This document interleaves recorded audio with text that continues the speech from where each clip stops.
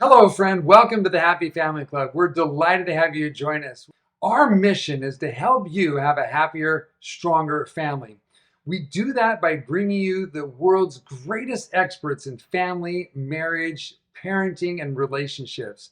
We interview them to discover their secrets, their strategies, their techniques, and bring them to you so that you can cherry pick exactly what you need right now to have more success and more joy in your family. And if you enjoy this interview, we encourage you to share it with your friends and your family and come on to the happyfamilyclub.com and see if you can find more information that's going to help you and your family be happier. Again, thanks so much for joining us. Enjoy the interview.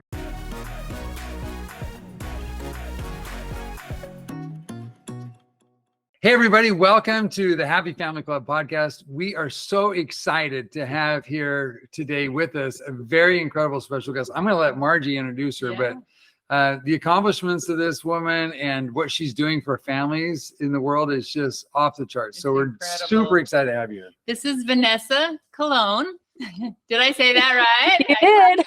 Yeah, all right, you're amazing, babe. Yeah, we're so happy that you're here with us, Vanessa.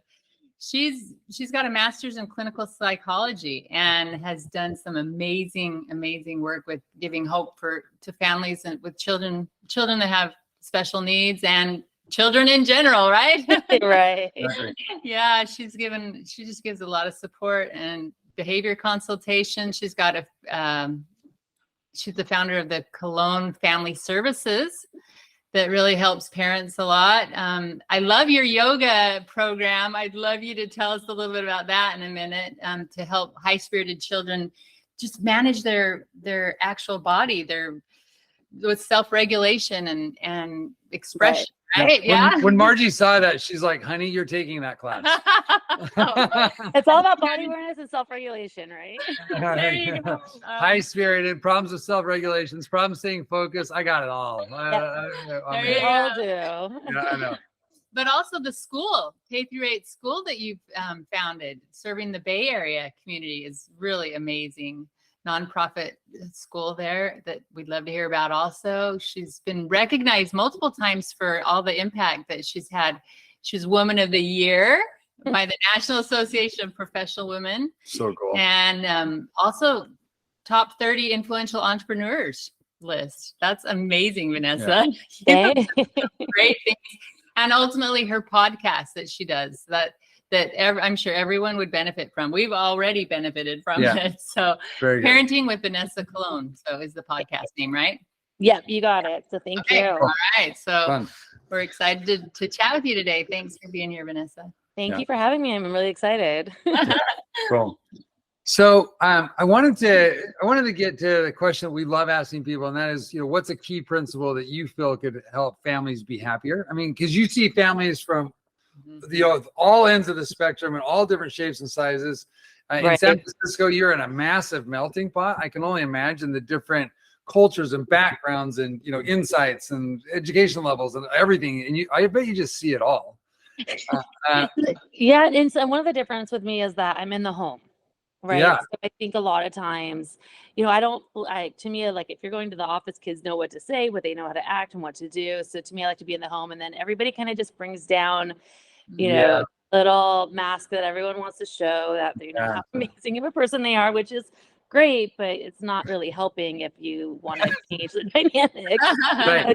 I'm here to get advice on how to change, but I'm already perfect. I'm not doing anything wrong. You're like, okay, wait a minute. So I think to me, it's coming down to being consistent, but also being honest to it's everybody working on something. And instead of saying, okay, well, it's my child is the problem. Well, really it's, the relationship. Yeah. Right. So if there is a fracture in the relationship, it's both parties. It's not just one. So it's like, how do you look at both people and how they can change? Because I think a lot of times we're expecting children to do all the work.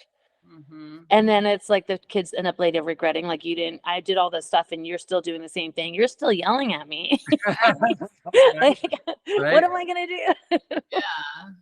But it really comes down, I think, down to the relationship piece and having open communication and the consistency. Because I think a lot of times people don't realize when you're inconsistent, that causes a lot more anxiety because the child doesn't know where you're coming from and what you're going to say and what you're going to do, which causes a lot of anxiety, which then equals a lot of behaviors and acting out. Yeah. Incredible. So it's all, how you feel on the inside. Yeah. So, okay. You named a couple of different really crucial principles there. I want to dive in each of them. But first, it strikes me that it would be helpful for everyone to get a little bit sense of your background. I mean, I think it's really unusual, the situation and all the stuff that you've done. You've worked so many years to help families. Like, what's your backstory? What got you into this? And why are you so passionate about it? Because it's just, to me, it's a really special, powerful thing. And you're unique in what you do. So No, how I'm did you? very special. Yeah, I'm very specialized. So I tell people, I'm like, you're coming to my school, you're coming for my approach. So I was in special ed as a kid, and Okay. then I graduated high school with like a 1.87. Nice. So congratulations. Good. You made it. Failed every psychology class my first time around. I just felt like as a kid, I have processing, and I have dyslexia, and I have other stuff that goes on with me but when you look at me, you're not going to see that, right? Yeah, So I right. think there's a lot of times that I was constantly getting in trouble for things that I couldn't control. Yeah. And so and then I got diagnosed at 26 with dyslexia. And so Oh, I you had were to find, 26? yeah, and I actually ended up Wow. getting, like, I mean, listen, I could talk my way out of anything, and I can figure out how to, You got that bright smile and you just charisma your way through everything, I can right? just get through life Oh my that goodness. way. And so for me, it was so much harder in my 20s. And that life was just hard. Like I couldn't figure out how, like, my grammar was off. I couldn't like do anything. Like, I mean, sending out an email gave me like a panic attack. Even just like, hey, how are you? Just this, because I'm like, I'm gonna probably get there wrong. The two, like, I mean, you name it, it's gonna be Yeah. wrong.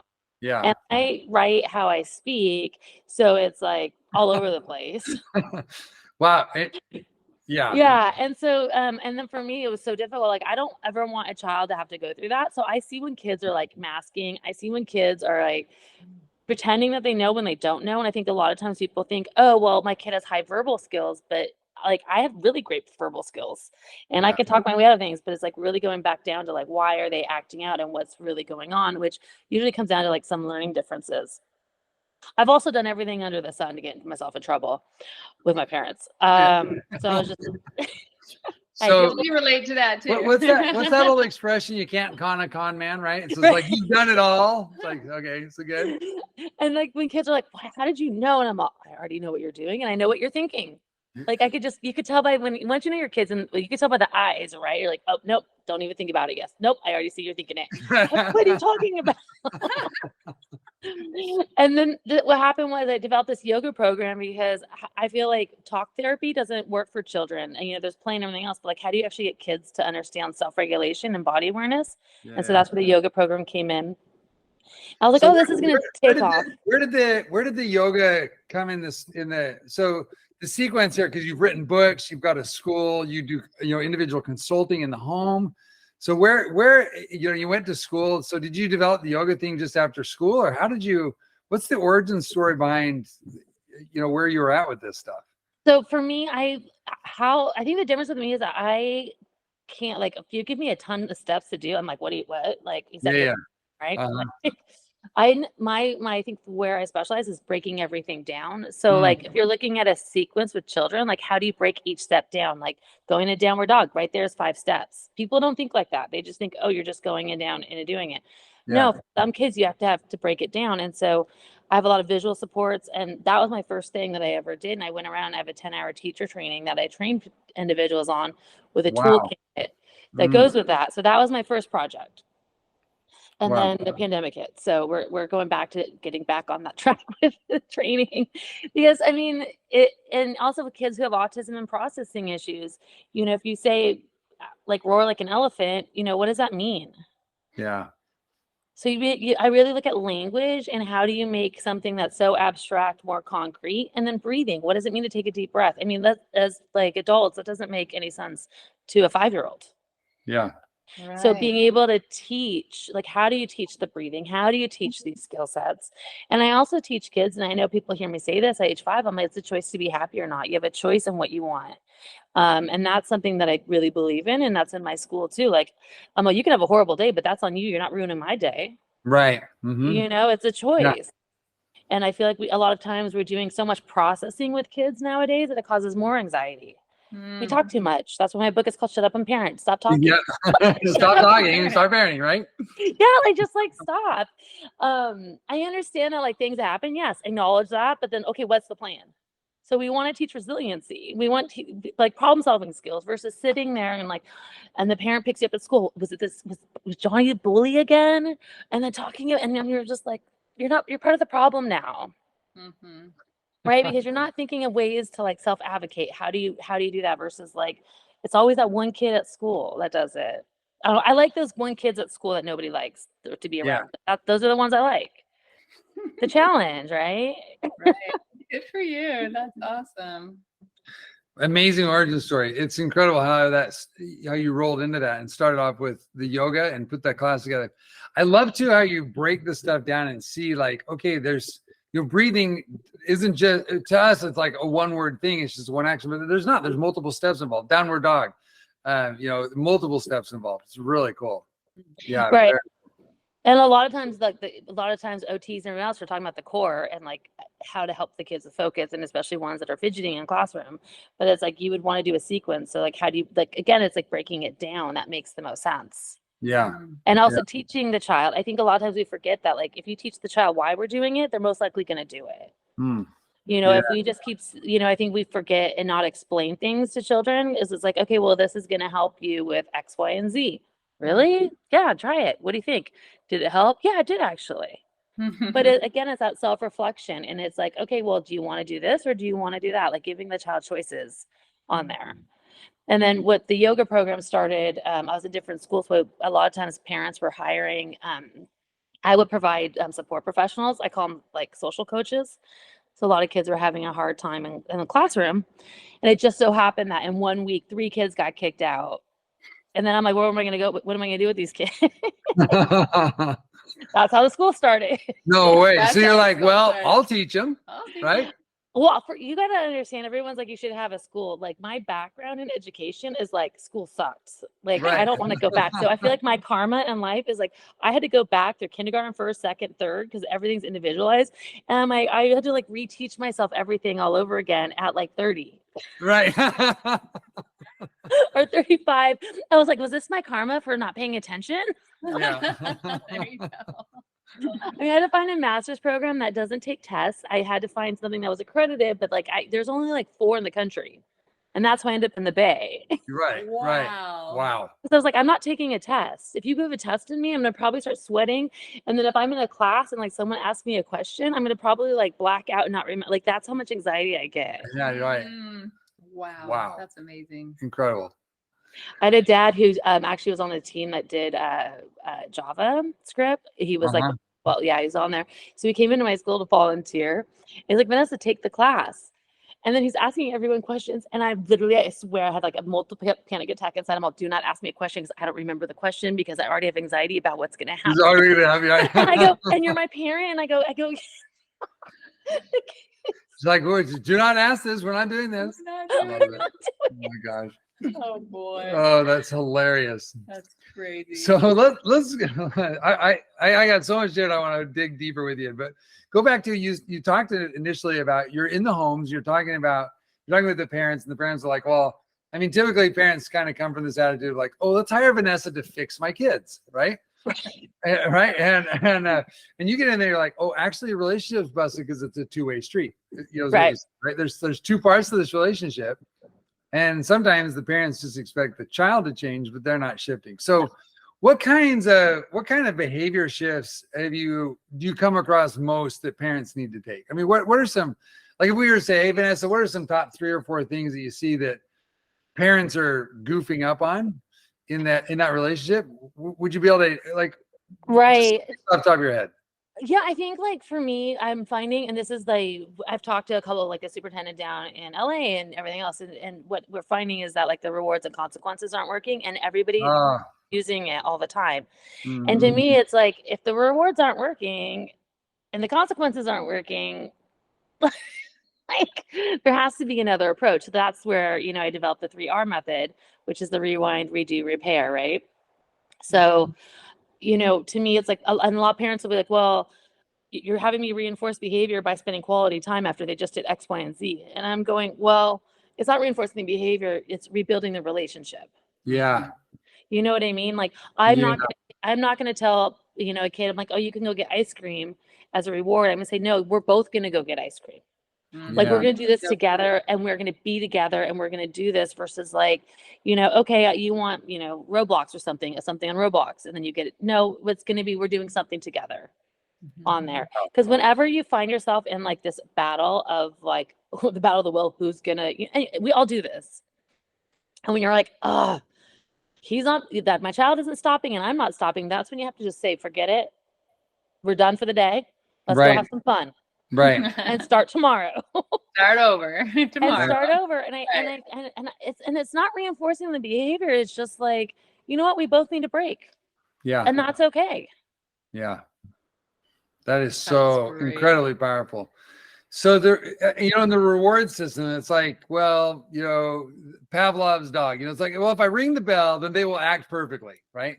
And if I give enough rewards, and we see, Margie and I have seen this where we've seen parents who set up elaborate, like allowance systems, for example. Right. Right. And inevitably, we saw one family, which is so fascinating. So they had every household task had a dollar sign attached to it. Right. And what we started seeing was the kids started negotiating like a boss, right? They started negotiating. No, 100%. Right. And they're like, you know what? Actually, I decided that I don't want to do it for 30 cents or $1 anymore. So unless you pay me $150, I'm not going to do it. And all of a sudden the kid had this amazing set of leverage, and the parent was like, oh, but and like, okay, reward system. Yeah, no. So I do want to say with kids with autism, it does work really well because you're teaching the social piece on there. So I want to be up on that. But other kids, no, it doesn't work. It doesn't make any sense. Yeah. And I have a kid that one time he's like, look, Vanessa, I was really kind to someone at the park. Do I get a reward? I'm all, what, for being kind? No. Right. Like, this is human. That's what you're supposed to do. Like, that's human behavior. Be kind. Like, right. Yeah. And I think what happens is you're looking at the external behavior, right? And you're not touching how a child feels on the inside. So that's where I think the rewards and consequences don't work because they're not internalizing it. Yeah. So it becomes something that I'm only going to do this. And this is where my mouth just drops. I went to see my therapist. My mom gave me $20 for it. I'm like, excuse me? Wow. What? She's like, well, I wasn't going to go unless I got money. And I'm like, there's a problem here. That's the problem. Oh, yeah. Mm-hmm. Right? Big time. Yeah. To me, it's like, well, that's your own mental health. That's your own self-care. And like, you're not going to value it because you're going to be like, well, I made $20 on that. And this has happened multiple times. And I'm like, that's just not going to happen with me. I'm going to show up at the house. And there's times when kids like, I'm not going to see her. I'm like, I'm still going to come. And mom was like, well, no, we're not coming. No, the whole point, if you commit to this with me, I keep showing up. Showing up, right? Yeah. I'm going to keep showing up, Love it. But that's what kids need, right? They're going to be like, I'm going to push you away because I want to see if you're going to come back. Are you going to be consistent? Or are you going to be like everybody else that leaves? Right. So, I usually have one kid that's pretty difficult to have to like break in, and I see every day, even, for about a month. And then we're able to like get him back into school, or we're doing other things like that. But I always say I'm like the last resort before they end up going somewhere else, but no one's ever really gone anywhere else, which is good. But because I get them so young. Yes. Right. That's awesome. So they stay out of jail. That's fabulous. Yeah, no. Well, they learn how to be a kind human being. And I was like, I hope they stop they don't date till later in life, and they don't get they're so honest. Yeah. I love it. So you also mentioned, two things. One is the reward system ends up being the parent seeing that like we have to fix the external behavior. And you're saying, no, actually there's an internal set of things that need to be adjusted. And maybe you can talk to that for just a little bit. Like as parents, how do we affect that internal system that's going on? I mean, we want to make it so it's like, look, if I just pay $20 to the kid, everything will be solved. Right. But right. So how do we influence that internal set of behaviors and help them to shift? Right. And help us to shift, right? Because I'm thinking the same thing as like, well, externally, I don't want to do the internal work to figure out how to be a great parent. I just want to cough up $20 or $100 and be done with all of this, right? So I'm not saying that's facetiously. I actually do. I personally like to do the internal work, but I'm wondering your insights on shifting the internal behavior of the parent and the child. What are your thoughts on that? So that comes down to building the relationship. Okay. Again, so how like little things that do add up so the child starts to feel good about themselves. So it's not like, okay, I'm going to make my bed and then I make $1. It's okay, I'm going to feel good about myself when I come home and I see that my bed's made and you've contributed back into the family.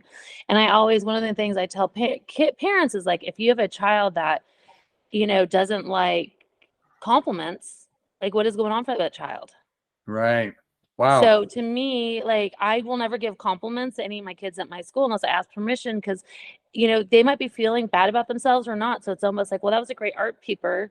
And then you give them a compliment and then they rip it up. So what does that mean? What are they telling us? Yeah. So they're telling us how we feel on the inside. And like, no, you don't know what it's like, but I'm going to show you how I feel. And then parents are like, well, I'm always complimenting and I'm always reinforcing. I'm like, it's not going to work if they don't feel good about themselves. So again, it's like looking at like little things, little tasks that they can do that they could feel good about themselves. Wow. That's where that's where you want to put your energy, not into these rewards and consequences that don't make any sense. So I've just understood the magic of something Margie has done with all of our children. Oh. Oh. This is good. So from the time, as soon as they're old enough to stand up and be able to recognize shapes, she has assigned our young children a job. And the first job has always been to sort the silverware. Right, 100%. Right?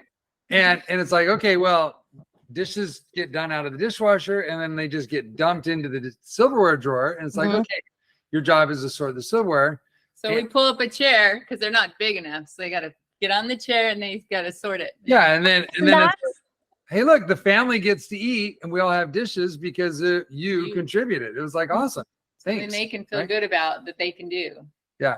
No, 100%. And that's why all my kids at school have jobs. Amazing. You know what I mean? Like those are the things that you want to look at, like little stuff like that, and it's just, even when you go to the grocery store and handing the card for the child to pay. Yes. Right. Right. So it's like little things like that where they go, oh, wow, I was able to do that. And I don't think we realize that when we're doing everything for a kid all the time, that's where the self-esteem drops. Yeah. Then they think that they can't do it. Right. Right. So if you can't, They don't, I think that sometimes parents think, okay, well, if I do things or give things to my child, that's my love language. That's the way I'm showing them that I love them. But what you're saying is that it's highly probable the child's thinking, mom and dad don't believe I can do anything, so they're just doing it for me. So right. And a lot of, right. I mean, that's a signal that they could be getting there. 100%. So if you're doing everything for your kid all the time, and then it's like, well, and maybe you like things done a certain way, it's okay to be messy. Right. And to show it, you know what I mean? But like, I think the more that we're doing for our kids all the time and they're not learning independence, then they are not building that self-esteem and their self-worth. And then they start to think they can't do it. Right. And you have other kids and then with the consequences, when you want to take something away, well, it's like, well, you're going to take something away. I don't think I deserve it anyways. So go ahead. Yeah. Take it. I don't care. Yeah. So again, like we're looking at the self-esteem, and that's where, with the 3 R's that we do, it's like, how do you go back and reteach the situation that just happened? How do you teach these kids that, that their voices matter and that they can do things for themselves and feel good about themselves versus saying, hey, you know what, like $1 for each thing that you did to be nice. Yeah. Yeah. That's great. That's great information right there. That's like a mic drop. Boom. That's amazing. Because I think that a lot of we've seen a pattern where there's a lot of reactionary parenting, meaning I grew up with this struggle, or I had this unfulfilled dream, or I wanted, I always imagined that I could have XYZ life or lifestyle or gadget or whatever. And so I'm going to work really hard and give that stuff to my children so that they can have what I didn't have. And I think I saw a quote somewhere. It's like, don't give your children stuff that you wish you had. Give them knowledge that they can use or something like that. I can't remember the exact quote, right? Right. But yeah, go ahead. Yeah, no. So this is an interesting topic because for me, like I started the school without I don't come from like a family with the money. Like I'm financially, like I'm single in San Francisco. It's expensive, and we have movement debt and everything else. And like you just like, I can't afford all that. Like, we just can't. Our budget's not in there. We have 6 kids. I have more staffing for the emotional needs. Like, I care about the emotional piece. Yeah. And if we have to like go out to the park and like, or bring things back, like leaves or whatever for I don't know, like, you know, you have all these schools that have like a ton of money and all these resources, but like, are the kids happy? Yeah. Or I genuinely tell you that I don't have, you know, I don't have all the resources, but I could, my team and how we work with these kids and how we have to teach them to build and do things on their own, they're happy. Yeah. So it's not the material things, because honestly, like, and I can say from experience, because I can't afford it. Yeah. If someone can donate, that's totally cool. Yeah. But I mean, there's just things that, you know, I would love to provide more things, but it's just not where we are right now. And the kids know it. Mhm. Yeah. But every year for our anniversary of the school, we go to Benihana's. The kids love it. So I have these rituals that I've created for these memories that like echo. These are things that we budget, but like these are the experiences that, and I just keep it going every year. And then Shabbat on Fridays, I'll like, what are we grateful for? And and like building the community. And you can also do cooking classes and things that don't cost a lot. Yeah. And that was what kids are going to remember. Yeah. Right. So yeah, so that's more of like the relationship piece. Yeah. Yeah. So you talked a little bit about, and I think it probably ties in here, but I'd love to hear your thoughts. You talked a little bit about resilience, and this is sort of you know, 10 years ago, I'm not sure anybody talked about resilience. I think it's talked about more these days, but maybe you could talk a little bit more about, you know, resilience and helping our children to be resilient and some ways to do that. And maybe it's the exact same thing we've been talking about, but I'd love to hear your thoughts specifically on that. Right. I think so for example, I had a conversation with a bunch of head of schools. Yeah. And we were talking about just behaviors and what they're seeing in the classroom and everything else. So there was a fight that broke out, and then another kid like stomped on another kid's glasses. They broke the glasses. And so then the child goes to the principal's office. And so my question is, where's the teaching? Yeah. Right. Right. So my question is, how are we teaching these kids the problem solving skills and the resiliency, and that's where the 3 R's. So like, for example, the redo is like, after a child does something, it's like the teacher, that the parents like, okay, that redo, we have to redo what just happened because there's a break in the relationship. Yeah. Then you have to rewind is I'm going to model and show them what I want them to do differently. And then the repair is being able to show and have that check-in of like how their actions affected the other person. Because I think if we're not teaching how your actions affect others, then that's where the issue comes in, along with, well, what do you want to see differently? So if you see the redo, my mind goes directly to, what am I supposed to be teaching this kid? Yeah. What am I supposed to be doing to be able to make sure that child has that? Because I think a lot of times, even with siblings, they get in a huge fight. And maybe there's a social skills issue or a deficit in that area. They're not sure how to ask for help, or they're not able to do it. Parents just separate them, but there's no teaching. Yeah. So then they come back to the same thing. With the same set of skills, the same attitude, the same internal structure. Yeah. Yeah. And so they don't have the actual tool sets to actually play together in that sense. And, you know, and kids with that when I teach my social skills group, you know, I have one kid that she loses it, like on a scale of 1 to 10, we're at 11. I love her with all my heart. But I mean, like, and finally it's to the point where I'm like, are you going to lose it? Yeah. Well, then we're not going to do it. Well, I want it. I'm like, are you going to try? Can you try not to lose it? Try not to lose it. Right. Try it. Can you try it? You're like, yeah. But again, I'm going to set them up for success beforehand. Right. So I'm not going to just say, oh, we're going to work on you not losing it.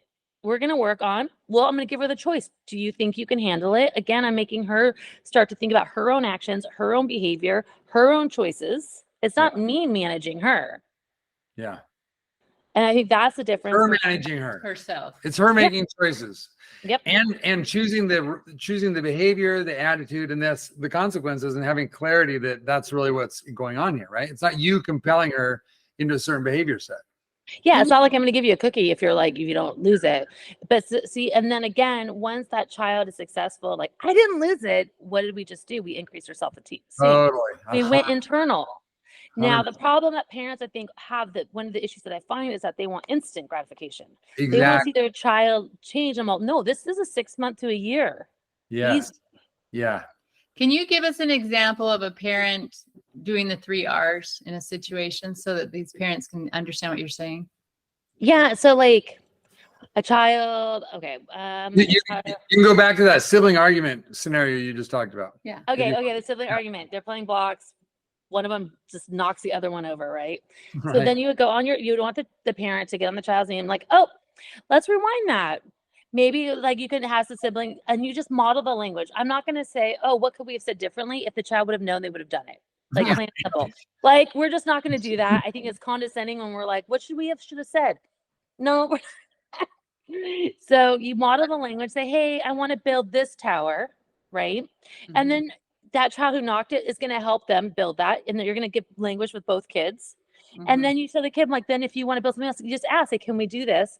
That child might say yes or no. I'm going to respect whatever that child says. If the child says no, it's like, okay, well, we'll wait till next time. Yeah. And then having that check-in afterwards, it's telling the child, saying, hey, you know, and it might just be you modeling it first, and then within time the child will get it, right? But it's like, how did that feel that I knocked that over? And that child's going to tell them how he felt. And then the response back is like, I'm trying to control my body. Yeah. So acknowledging that they're trying to work on something, and then you do it again, right? But it's successful. And then we're going to do it for 2 minutes, and then you can go play it separately. But again, that doing it successfully is the key to making sure that the child like has a new skill set. So next time when it happens, they know what to do. Yeah. Well, it's maybe like 5 times, but Well, the next, again, it's a process, right? We don't. It's a process. But I think importantly is that when you do that, you set a precedent. So you as the parent know, and you can reference back and say, okay, hey, let's talk about this again. So remember we talked about, or hey, this is how. Let's just roll through this again. You can roll through that scenario again. And I think being patient, like you're saying. Right. Being patient and having a long time horizon for this change set, in investing, long time horizon wins always. So it's just like, you know, as opposed to instant gratification or instant. I mean, there are people who win in the stock market doing, currency trading, which is an instant, turnaround. But none of them are really billionaires. The big success is long-term time horizon. And I think that's part of the internal work that parents get to do. It's like, okay, I get to shift my paradigm here a little bit. I'm not actually, my child's not a puppet that I'm managing on a set of strings. They're a human being. Well, it's true, right? I mean, well, I think I find that a lot of times kids with these behavioral issues, the parents are like, it's not what they expected, right? Right. And then there's this level of like own guilt that comes in. Yeah.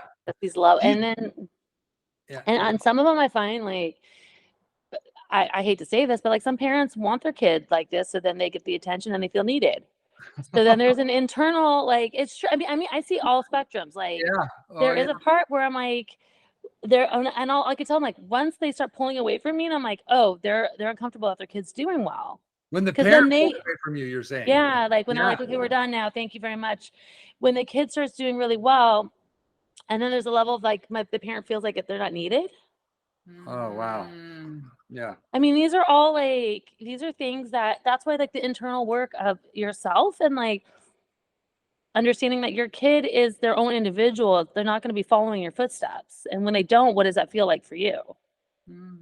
But being able to look at that. But that is a dynamic that I do see. It's like, well, and I also get kids that have had behavior issues for so long that it's weird when things start to get to normal. Wow. So how do you work with that? Right. So the parents got a new set of parenting skills, a new environment, a normal, right? A new comfort zone. And then it's like that. It's weird, but it's just like the same thing when, a child that doesn't feel good about themselves and everything's going really well. It's like you're waiting for the shoe to drop. I mean, we all do that when we meet a partner and we're like, oh, this is great. What's going to happen? What's next? Right. It's got self-sabotage. Right. And I want to send a really strong, clear message here to parents that are listening to this. And that is, if you find yourself in this situation that Vanessa's talking about, where it's like, you know, your kid is their own individual, they're not going to be following your footsteps. And when they don't, what does that feel like for you? But their that is a dynamic that I do see. It's like, well, and I see all spectrums. Like some parents want their kid like this, so then they get the attention and they feel needed. And I think being patient, like you're saying, maybe you're starting to realize that, oh, actually, I like my child being crazy or bad behavior or whatever you want to call it, because then I get additional attention and then I feel needed, right? So like I get to come in and rescue and be the hero from time to time. That makes me feel important. So two things that I want to just clarify there. One is like no judgment, right? There's like we're all on a thing, but also you might want to explore that there are healthier ways of doing that. And for yourself, it's like, okay, this is really cool to know about me. And now you as the parent, I'm talking directly to our people, our parents, you as a parent get the opportunity to do a little bit of internal work so that you said the relationship is both sides. Right. Sometimes the parents' challenges or dysfunction or struggles sometimes get reflected in the child. Right. And so now we get to work on us, right? And I think you covered some of that in Shut Up and Parent. But I also think that I do love that child. We are going to do a second round on that one. You are? Yes. I do. I love it. So I think the thing is, there's lots of resources out there. There's a lot of things to help parents in that situation. It really resonates with me. I got to tell you, I grew up in a home environment where that is exactly, what you're talking about is exactly what was going on. It's like, I'm going to create problems so that I feel needed. And, it was dysfunctional and challenging, but, it was very real. And again, no judgment on my parents or what was going on there. It was just, they were doing the very best they knew how to do. It was beautiful, right? Even if it was hard. Yeah. So, but the crazy part is like, I see, I've done a lot of work because I see myself migrating to some of those things. Like, well, that was normal. That's what I grew up as. Right. Right. So fun. I mean, I don't think as the child gets older, more independent, you could start reflecting more on that piece. Cause I think that as they're younger, the needs are there. They need to be needed. But I think as you're looking at filling in that hole, if there's like another thing, I mean, it's just a lot of self-work. My mom was here last week, actually, and she asked me, she's like, was I a good parent? And I'm what? She's like, Vanessa, you're the parenting expert. How did I do? She's been sitting on some of my sessions because, I mean, some of my kids come to my house, like whatever, like I'm doing stuff, and she's listening because I have these kids on Zoom because I do consultations for all over the place. Yeah. And she asked me, she's like, were you a good parent? And I go, Mom, I don't know. Like, I didn't know how to answer that. And for a second. And then I had to think about it. And I go, man, she busted me on everything. I remember I almost didn't graduate high school because I got caught like forging her name on all these days. Like they came up with a calendar of everything. And my mom's like, no. And my dad would have like said, oh, well, yeah, I signed that. But my mom had the same signature. And she's like, no, you're going to go in there. But like, that's where I think she taught me like taking responsibility. Right. She didn't let me get with anything. Yeah. So yeah, I told her, I was like, you know what, you were a good mom, actually. Yeah, we talked all the time, but she just always had like her eyes on me. Yeah, you know what I mean? And she's like, you were crazy. And I remember I think it was like junior year. She's like, you're not staying at anyone's house anymore unless I talk to the parents and I know. And I was like, did she know that I got caught sneaking out? Like, so I never like stood in anyone's house again after that. So funny. But I think she did teach me a lot. But like, if my mom's going to be there at 2:00, she's there at 1:55. Like I'm always on time. There's just things that you model. And my parents are divorced, so I have two major different parenting styles that I grew up with. So I can see what causes anxiety and what does not. Yeah. Where my biological father was like a hot mess. Like.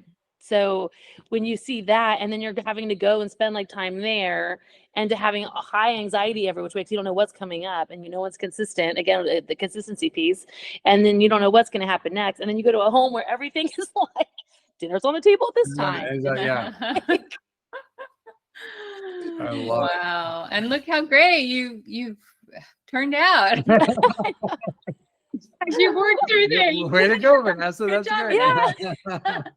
We're, when you had- we're not again, going to pay you for your, we're not going to reward you, financially for your good work, but, just good job. Yeah. Yeah, That gives all of us hope. can we you know? compliment you on that? Is that? You're that- allowed to give me a compliment. Okay. I'll take Yes. a compliment. Yes. You're awesome, Vanessa.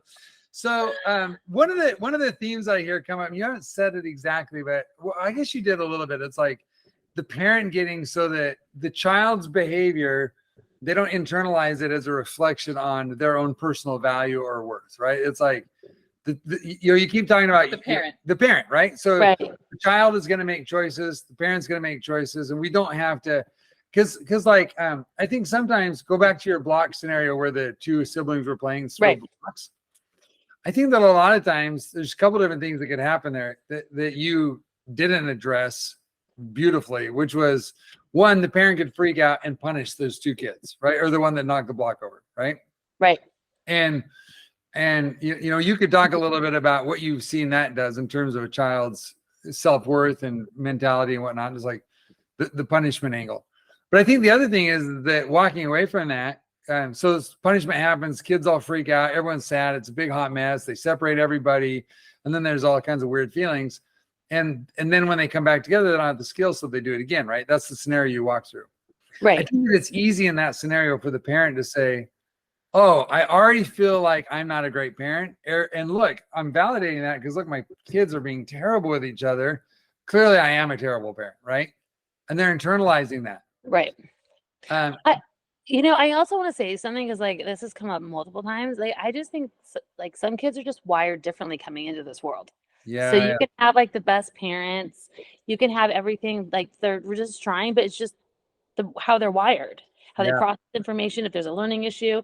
And so I just want to say, so like when you have a kid that has a hard time with social skills, that is going to mean that you're going to have to be on their level. You're going to have to, get on the floor, make sure you're having eye contact. And that's hard for parents, right?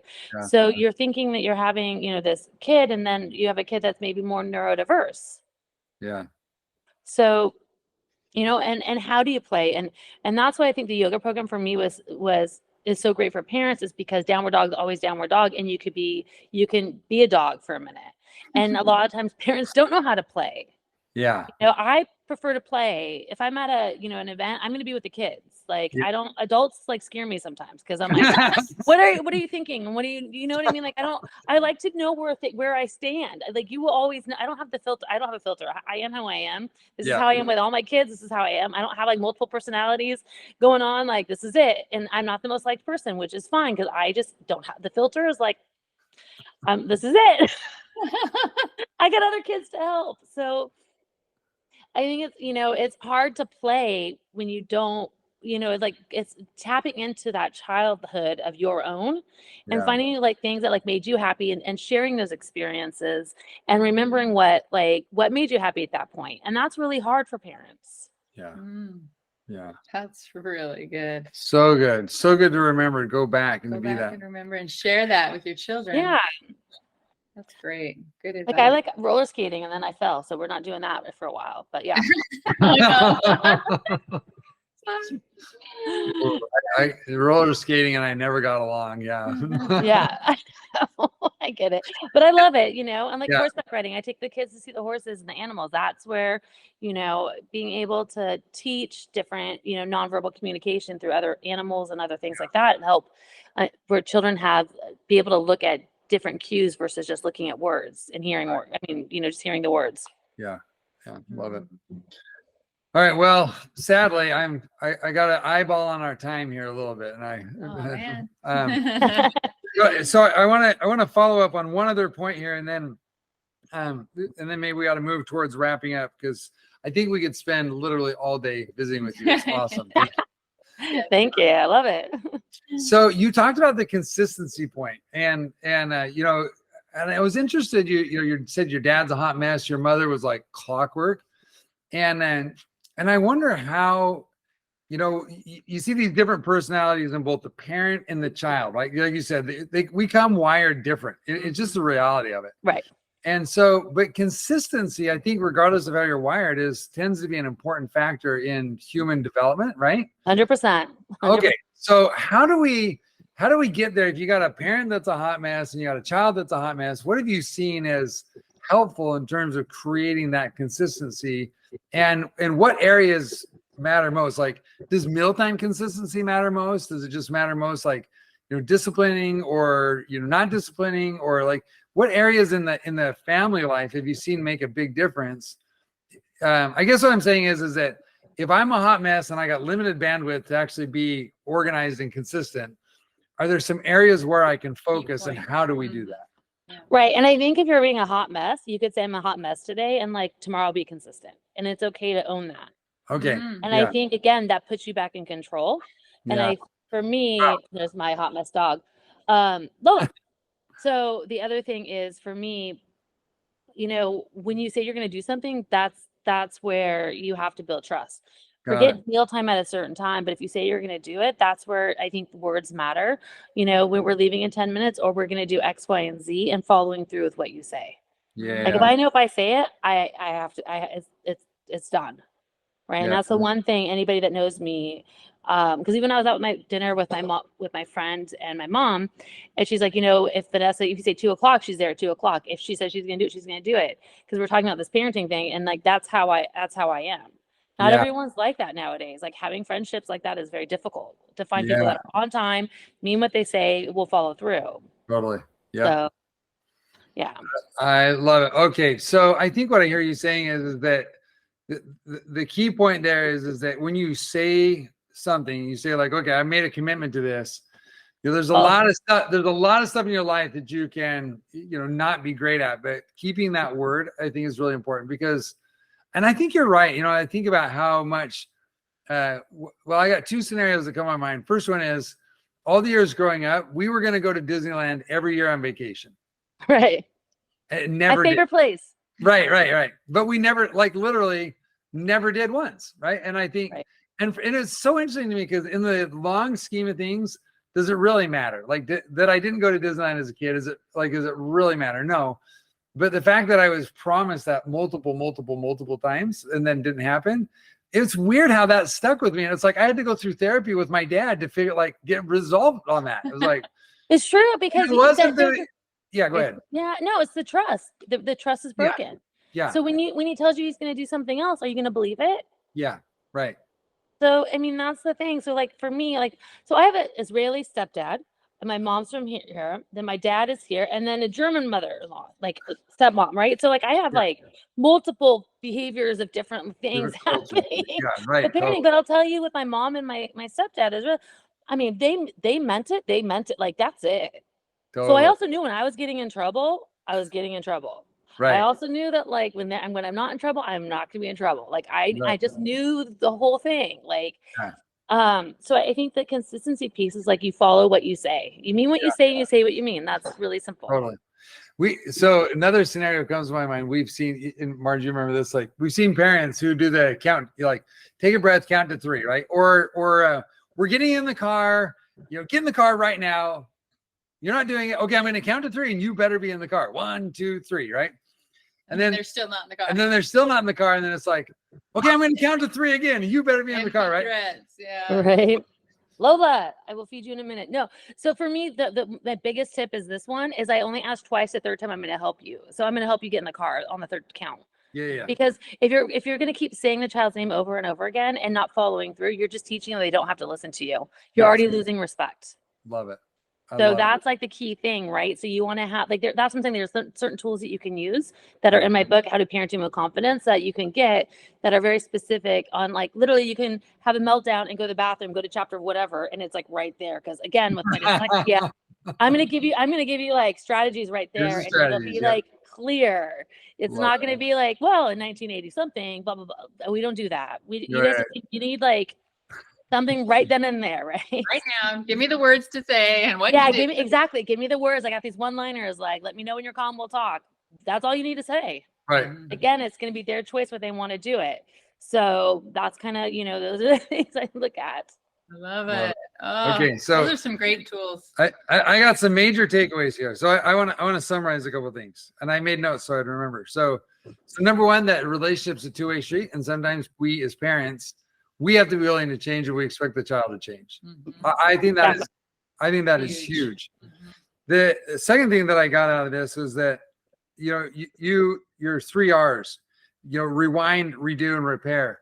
And underneath that is a third thing that I got out of this conversation, which is this incredible difference between when a child has, behavior that's maybe not healthy or is not, appropriate or whatever. Instead of punishing, we're teaching. It's like, right. Instead of asking them, well, what should you have said? Well, they don't know. So let's teach them. That's that repair, rewind, redo stuff. Yeah. So I love that. I love that. The consistency that you just talked about is unbelievable. And that so many things stem from self-esteem. It's like they might not be able to accept a compliment because they feel so poorly about themselves. And one of the reasons, this is the 5th item that I wrote down here. One of the reasons is we've done everything for them. Like we've done too much for them. We've done too much. They should have been doing. In our desire to love them, usually as parents, like we've just done everything for them. And so they feel like they're useless and they don't have any skills and they just need to be taken care of. And I love how you're like, well, give them the credit card and let them swipe it. I mean, something, I had a family I actually had a family from India come out, and I had to do a month intervention with this kid. She was 16, and I guess in India they have they had their own cook. She had her nanny. She had like multiple things. And you know what they went away with as the intervention? She has to make her bed. That was it. Like she had to do something for herself. Right. So she could feel good versus having everyone do everything for her all the time. Yeah. And that alone made her like that was a shift in there. That's amazing. You know what I mean? So it's like little, and you're talking about cultures and everything else. And I think, and my mom is she wants to take care of me like nonstop, which is great. But I'm also super independent. So that's where during our teenage years, we also clash because I'm like, I don't need you. Right. Right. But this year I've had some health issues, like with my dislocating my knee and some other stuff happened. And like, she's been here to take care of me. And I'm like, I'm taking it. And we've been getting along really well. That's cool. Her love language, but it just took us, my 40s to figure that out. There you go. Well, and it touches up on the last thing that I wrote down here that I think was so powerful. And that is parents having this emotional independence and like not seeing themselves as 100%, like their value is not 100% connected to their child. The child's behavior, right? Yeah. So, and that's what, and like I have a self-care book coming out, it's Parenting with the Open Heart, which is being able to actually write about the behavior and then how is it not personal and what did you learn about yourself? Because I think if we can separate the behavior from taking it personally, that's where you can have a more open relationship and not feel like, oh, I'm reinforcing this behavior and I'm doing all these other things like you, and then it just other stuff that comes with it. Yeah. Amazing. And that disconnect with the child. Oh man, Vanessa, you are like, I'm just amazed at your experience, your depth of insights. I love the structure. It's so actionable on everything that you talk about. It's not like, oh, here's a fluffy philosophical idea that we could apply. It's like, no, just here's the step. Here's the steps. Here's the actual things we do. To say. It's so refreshing. Thank you very, very much. Thanks for having me. It was great being here. I just want to plug, you've got a couple of books. One's called Parenting with Confidence. The other one's called Shut Up and Parent. And then you have a course, Parenting with Confidence, don't you? Or some kind of program? Yeah, it's a 4-week course and you can just sign up online and we could go from there, but it's on Zoom. Awesome. I'll be starting it. And my dog is, my dog now, Lola. Yeah. By the way, she's in all my podcasts. You'll hear me yelling at her. That's the one thing I'm not good with. I'm not a dog whisperer. Lola. But yeah. So there's a parenting workshop that we're doing on my podcast and other things like that. So, but it was great being on here. So good. Well, thank you very much for your time. We appreciate all that you're doing for families around the world. It's amazing. Thank you. Talk to you soon. Thanks, Vanessa. Bye. Bye.